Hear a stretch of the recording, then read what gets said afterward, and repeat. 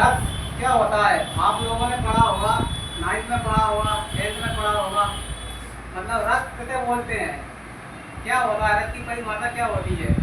हमने पढ़ा है रस का शाब्दिक अर्थ होता है, रस का शाब्दिक अर्थ अर्थ होता है आनंद, होता आनंद। काव्य के पढ़ने सुनने से हृदय में जिस आनंद की अनुभूति होती है उसे हम क्या कहते हैं? रस कहते हैं। ठीक है ना? अब रस तो कितने प्रकार के होते हैं? रस के प्रकार, रस 9 प्रकार के होते हैं। कितने प्रकार के होते हैं? 60 प्रकार के होते हैं रत्न के अनुसार। हाँ, रस कहते 9 प्रकार के माने जाते हैं और 9 ही स्थायी भाव माने जाते हैं। लेकिन इससे पहले भी और महत्वपूर्ण बात आती है इसमें सामने, जैसे कि रस के अंग, रस के अंग कितने होते हैं? रस के अंग, रस के 4 अंग होते हैं। कौन कौन से? रस के अंग कितने होते हैं? 4। कौन कौन से? एक होता है स्थायी भाव, स्थायी भाव, एक होता है पहला स्थायी भाव, दूसरा होता है विभाव, तीसरा होता है अनुभाव, तो चौथा होता है संचारी भाव। रस के ये कितने अंग होते हैं कुल मिलाकर? 4। अब इनको हम पूर्ण रूप से डिफाइन करेंगे, इनकी परिभाषा सहित पढ़ेंगे कि स्थायी भाव क्या होता है। स्थायी भाव का मतलब होता है, स्थायी भाव का मतलब होता है कि प्रधान भाव, प्रधान भाव क्या होता है? जो भाव शुरू से लेकर अंत तक काव्य में विद्वान रहता है वही क्या कहलाता है? प्रधान या स्थायी भाव कहलाता है। ठीक है? अब इसमें आ जाता है कि रस का आधार क्या होता है? रस का आधार होता है स्थायी भाव।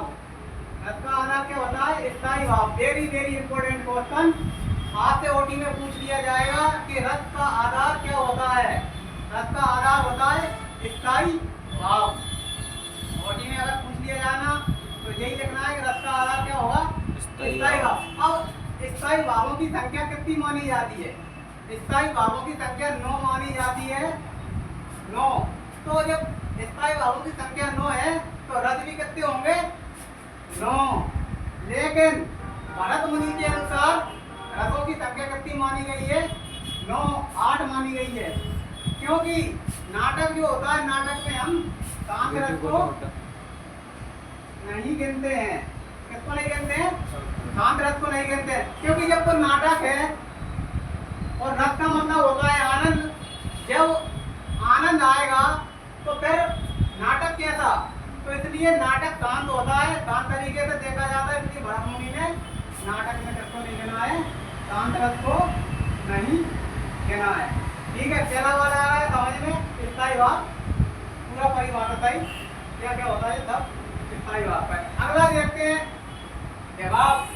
विभाव कैसे बोला जाता है? स्थायी भाव और अनुभाव के सहयोग से जो मेल होता है उसे क्या कहते हैं? विभाव कहते हैं। ठीक है? अब विभाव की संख्या कितनी होती है? कितनी होती है विभाव की संख्या? 33। 33 नहीं होती। संचारी भाव की संख्या होती है 33। ठीक है? 16। अरे 8 होती है। 8 हो गया। अगला देखते हैं अनुभाव क्या होता है? अनुभाव क्या होता है? शरीर विकार को उत्पन्न करने वाले जो शब्द होते हैं उन्हें क्या कहते हैं? अनुभाव। अनुभाव पाया जाता है। जैसे कि मुझे गर्मी लग रही है, मुझे ठंड लग रही है, तो इनको देखकर मैं पहचान सकता हूँ कि व्यक्ति को क्या आ रहा है, पसीना आ रहा है तो गर्मी लग रही है, तो व्यक्ति में अभी क्या है? गर्मी है। तो ये क्या हो गया? उसके मन का भाव हो गया, अनुभव हो जाए। अनुभव। अब ठंड लग रही है, ठीक है, कोई बच्चा रो रहा है, कोई हंस रहा है, तो उसके शारीरिक गुणों को देखकर हम पहचान सकते हैं कि व्यक्ति में शारीरिक क्रियाएं हो रही हैं, तो वो क्या कहलाएगा? अनुभाव कहलाएगा। इसके बाद आता है संचारी भाव। संचारी भाव। संचारी भाव का ही मतलब होता है संचरण करने वाला, मतलब एक जगह स्थिर नहीं रहता है, वो क्रमबद्ध तरीके से चलता रहता है, उसे हम संचारी भाव कहते हैं, मतलब संचरण करने वाला, वितरण करने वाला। तो संचारी भाव का ही दूसरा नाम होता है, वेरी वेरी इंपॉर्टेंट क्वेश्चन के संचारी भाव का दूसरा नाम क्या होता है? व्यवचारी भाव। व्यवचारी भाव, ये वेरी इंपॉर्टेंट क्वेश्चन है। और इसके बाद संचारी भावों की संख्या पूछ ली जाती है 10वीं और 9वीं क्लास वाले और 12वीं क्लास वाले बच्चों से, और कॉम्पिटिशन एसआई में भी पूछ लिया जाता, पटवारी में आया हुआ क्वेश्चन है ये 2022 में, कि संचारी भावों की संख्या क्या होती है? कितनी हो? संचारी भाव का 32। दूसरा नाम क्या है? संचारी भावों की संख्या मानी जाती है 33। तुम तो 22 लिख रहे हैं। पटवारी लगाता हो, पटवारी। 22 में और संचारी भावों की संख्या कितनी मानी जाती है? 33। एक क्वेश्चन यहाँ से इम्पोर्टेंट, एक क्वेश्चन यहाँ से इम्पोर्टेंट, एक क्वेश्चन यहाँ से इम्पोर्टेंट, और एक क्वेश्चन ये यहाँ से इम्पोर्टेंट।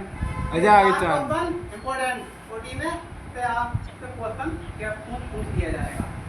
और इतना समझ में आ गया, रथ के ये अंग हो गए क्लियर, रथ की परिभाषा हो गई। आपसे क्वेश्चन पूछ लिया जाए कि रथ किसे कहते हैं, तो आपको बड़ी सरल शब्दों में लिख देना है, ना कि किताबी भाषा में लिखना है। किताब के पढ़ने सुनने से हृदय में जिस अलौकिक आनंद की अनुभूति होती है यही रस कहा जाता है। ठीक है, यही रस कहा जाता है। अब इसके बाद प्रकार आते हैं, इसको मिटाते हैं। ये का है? अंग है, एक का है ये स्थायी ये भाव। रस के अंग हैं कितने के? 4। 4। लेकिन तुम्हारी वो 10वीं की दी है ना किताब, उसमें 4 नहीं दी है, उसमें 3 दी है। है वहाँ कहाँ गायब कर दा? वहाँ गायब होगा, ये पूरा डिटेल में देख लेना। ठीक है, उसमें गायब है, उसको डिटेल में देख लेना, जी मैंने डिटेल में बता दी है। अब आते हैं अपन, किससे आते हैं? स्टूडेंट तो आए नहीं। अब आते हैं रथ के प्रकार। अगला टॉपिक है रथ के रस 100 प्रकार के होते हैं। रथ के प्रकार। रथ कितने 9 प्रकार के होते हैं, अपन क्रमबद्ध तरीके से इनको आम का रस, अनार का define रस। करेंगे। 1 2 3 4 5 6 7 8 9। ठीक है, पहला होता है, पहला कौन सा होता है? श्रृंगार रथ। श्रृंगार, श्रृंगार का श्रृंगार श्रृंगार में वो भी तो है, मतलब याक वो करे वे क्या? श्रृंगार में इसका वो श्रृंगार कर, वो श्रृंगार वो भी श्रृंगार वो भी तो। हाँ। श्रृंगार दूसरा हास्य है। तीसरा रथ होता है करुण। चौथा होता है कौन सा? कौन सा? वीर। वीर, उत्साह, पांचवा होता है रौद्र। रौद्र, क्रोध, छठवा होता है भयानक, अद्भुत। सातवा होता है भयानक। आठवा कौन सा होता है? करुण, करुण, हैं? करुण, करुण। और ये करुण तो जो हो गया करुण, भयानक, हाँ विवत्स। वीररस, विवश, हाँ, बात्सल्य, विवश। विवत्स। 10 वो हो गया, 10 दसवा होता है, नवा होता है शांत।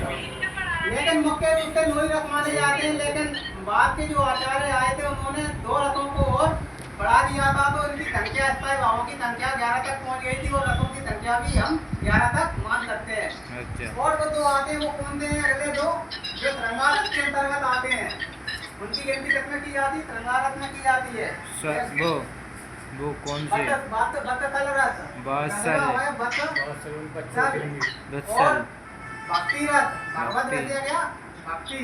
भक्ति भावना। इस प्रकार से रथों की संख्या कितनी पहुंच जाती है? 11 तक पहुंच जाती है। 5 का पहुंचेगी।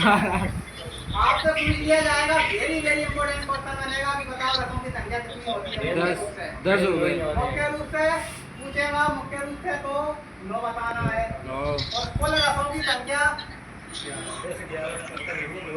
और अंग अंग पूछ जाए तो, अंग पूछ जाए तो अंग 4। रथ के अंग 4 माने जाते हैं। अब इनकी परिभाषा क्या होती है? श्रृंगार रथ क्या होता है? रथों का राजा किसे कहा जाता है? रथपति किसे कहा जाता है? रथों का सम्राट कौन होता है? ये श्रृंगार रथ ही होता है। ठीक है ना? रथों का वेरी वेरी इंपॉर्टेंट क्वेश्चन है। आज तक के जितने पुराने पेपर हुए हैं उनको उठा के देखना, कि ये कई बार क्वेश्चन आया है। अरे जो हाथ मेरे साथ आया रथों का राजा नहीं कौन और होता मल्टी है? नहीं दे रहे रथों का राजा श्रृंगार। आया नहीं कल से आओ अगला देखना, अब श्रृंगार भी दो प्रकार का होता है, कौन कौन सा? सहयोग श्रृंगार, सहयोग पढ़ लियो पढ़ मैं बता रहा कल से ये कोचिंग और योग, वीडियो बन रही योग श्रृंगार। सहयोग का मतलब क्या होता है? ध्यान तो सुनना, सहयोग का मतलब क्या होता है? सहयोग जो दो लोगों सहयोग का मिलना, नायक नायिका का मिलना, है नायक और नायिका का मिलना, सहयोग सहयोग मतलब हो रहा है। जैसे मैं हूँ और मैं क्या नायक हो गया, एक लड़की है। और लड़की है कोई, तुम्हारा धर्मपत्नी नायिका हो गई, तो दो लोगों का मिलने में जब भाव होता है सहयोग। मतलब मिलना बातचीत मतलब करेंगे आपसे पूछ लिया बातचीत जाएगा, करने गले मिलाना देखो, बात मत करो। ये जब सहयोग की परिभाषा पूछ ली जाएगी आपसे कि सहयोग क्या होता है, तो लिख देना कि जहाँ नायक और नायिका के मिलने की बात कही जाती है वहाँ सहयोग श्रृंगार होता है। कैसा? ऐसा ऐसा, ठीक है। तो ये क्या हो जाएगा? सहयोग। और वियोग की बात कही जाती है, सहयोग मतलब प्रिय प्रेम। मतलब ये क्या होता तुम है? पढ़ा। प्रेम होता है। वियोग, वियोग का मतलब होता है बिछड़ना, मतलब ब्रेकअप। ब्रेकअप है बिछड़ना। तुम्हारा भाई होगा जब नायक और नायिका के बिछड़ने की यहाँ बात होती है वहाँ क्या होता है? वियोग श्रृंगार होता है। सहयोग का एक और नाम है संभोग श्रृंगार कहते हैं। तो क्या कहते हैं? संभोग श्रृंगार। संभोग? और वियोग का दूसरा नाम है विप्रलम्ब श्रृंगार। जैसे पूछा नहीं जाता लेकिन जानकारी के लिए मैं बता देता हूँ, और ज्यादा कठिन पेपर आएगा तो आपसे वियोग का दूसरा नाम पूछ लिया जाएगा। ज्यादा चाय मंगवा दो यार अब श्रृंगार रथ, इसका इम्पोर्टेंट है कि रथों का राजा क्या होता है? श्रृंगार रथ। दोनों है श्रृंगार और वियोग श्रृंगार। ठीक है। अब इसके बाद आता है क्या आता यार है? नींद आ रही चाय मंगवा लो पहले तो यार अरे यहाँ बोर्ड पे फोटो नहीं, फेल हो जाएगा। फिर हो बाहर जाएंगे निकला है, फेल हो जाएगा। अब देखना कि इसका उदाहरण इनमें इसका जो इम्पोर्टेंट नहीं आपको है अगर कठिन परिभाषा पूछेगा तो ये पूछेगा कि श्रृंगार रथ की परिभाषा लिखिए। से हृदय गिरदे में स्थित होती हृदय में रति नामक स्थायी भाव को। स्थायी भाव होता है, वहाँ सहयोग श्रृंगार होता है। उदाहरण, मथरत लालत लाल की मुरली धरे लुगाई की, कौन कहे देन कहे तो अति रहे से दिन नट जाए। मतलब जब भगवान श्री कृष्ण की जब बांसुरी को गोपियां दुखा लेती हैं तो भगवान श्री कृष्ण जब उनसे देने के लिए कहते हैं तो जो गोपियां होती हैं वो अरे, मतलब क्या होता है? आंखों का ऊपरी कृष्ण भाग, लीला नहीं चल रही आंखों का ऊपरी भाग। तो जब वो देने की कहते हैं तो वो गोपियां वो मतलब आंखों ही आंखों में इशारा करके मना कर देती हैं। देने की कहती है तो मना कर देती है। तो यहाँ क्या हो रहा है? प्रेम हो रहा है। गोपी तेरी और पिपली कृष्ण है ना का। वास्तव में। ठीक है। तो ये हो गया श्रृंगार। अब आता है हास्यरस। हास्यरस की पहले तो परिभाषा क्या आती है? आसरा हसना हंसना। हाथ का स्थायी भाव क्या होता है? हसना हंसना नहीं है, हाथ। हास स्थायी भाव सबसे इम्पोर्टेंट है पूरे टॉपिक में। रसों के में ज्यादातर 90% इनके स्थायी भाव से क्वेश्चन पूछा जाता है। अच्छा कोई सा भी कॉम्पिटिटिव एग्जाम हो, ठीक है ना, पटवारी में आए थे पूरे के पूरे सबके स्थायी भाव। मैं जा रहा घटेगा तो हाथ का भाव क्या है? हाथ की परिभाषा हो जाती है हृदय से। हृदय में जब हाथ नामक स्थायी भाव होता है तो वहाँ उसे क्या कहते हैं? हाथ रस कहते हैं। ठीक है। तीसरा आ गया करुण रस। करुण रस का मतलब क्या होता है? इसका स्थायी भाव होता है शोक। मतलब कोई मर जाए। अरे मतलब इन्हें होता है कि 4 दिन से यही पढ़ा रहा है रूम पे यही पढ़ा रहा है और कुछ आवा ही नहीं है तुम तो बुक पढ़ा मेरी लो ऐसी वस्तु की क्षति हो जाए जिसकी पूर्ति ना की जा सके। इसकी क्या पूर्ति ना की जा सके उसे क्या कहते हैं? करुण रस कहते हैं। ठीक है। कहते हैं इसका उदाहरण क्या? करुण रस का उदाहरण बता। तू पढ़ रहा है उस दिन से। करुण रस करुण रस का उदाहरण बता। करुण रस का उदाहरण बता। करुण रस में वो होगा नहीं करुण रस शोक शोक तो स्थायी भाव है। इसका उदाहरण शोक दिया को तो क्या तुमने लगेगा? बताया नहीं तुमने शोक को ऐसा फिजिक्स का सवाल कीजिए या वो सकता है वो जी हाँ तुमने कब बताया इसका ही भाव तो तुमने बताया नहीं इसका ही भाव है तो बता नहीं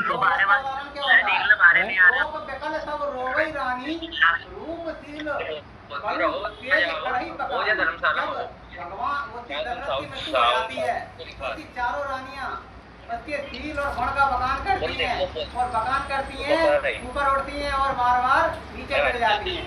ठीक है ना, अर्थ सही बता दिया। अब देखना रोद्र का स्थायी वाक्य होता है क्रोध। मॉल में चलन रात में कोचिंग से मतलब मन में जहाँ क्रोध के भाव होते हैं उसे क्या कहा जाता है? रोद्र कहा जाता है। उदाहरण सुना होगा, फेमस है 10वीं बारी में श्री कृष्ण के सुन वचन अर्जुन क्रोध से जलने लगे, तब क्षोभ अपना भूलकर कर्तव्य युगल मरने लगे। अब करते हुए ये घोषणा होगा उठकर खड़े कि संसार देखेगा हमारे शत्रु रण में मृत पड़े। फेमस है वो कि नहीं है? ये क्रोध है। अद्भुत रस का क्या होता है? आश्चर्य। अद्भुत रस का जिसमें या आश्चर्य। आश्चर्य